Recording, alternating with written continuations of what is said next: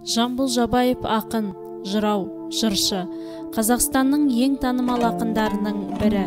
Ол 1846 жылы 28 ақпанда Шапырашты руынан шыққан Жабай есімді көшпенді қазақтың отбасында дүниеге келді. Отбасылық тарих бойынша Жамбылдың анасы Ұлдан, Жамбылдың атасы Ыстыбайдың ауылы шапқыншылардан қашып жүрген кезде босанған. Яғни ұлт мақтанышы Жамбыл тауының маңында, қазіргі Отар станциясының солтүстік шығысында, Шу өзенінің жоғарғы жағында дүниеге келген.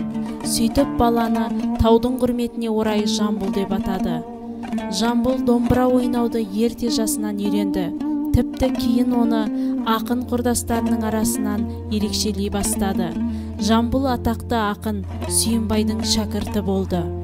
Ол көп жылдар бойы ұстазымен бірге жүріп, оның айтысын тыңдап, ақындық шеберліктің тәжірибесін үйренді. Екінші дүниежүзілік соғыстың басталуы туралы хабар Жамбыл жайлауда болған кезде келді. Сол жылдары Жамбыл Мәскеу мен Ленинград туралы ең жақсы өлеңдер жазды. 1941-1942 жылдары қыс мезгілінде Ленинград қоршауынан аман қалғандар 1941 жылдың қыркүйегінде Жамбылдың қала тұрғындарына жолдаған өлең жолдарын ешқашан ұмытпайды. Жамбыл 1938 жылдан бастап Қазақ КСР қарулы күштерінің депутаты болды.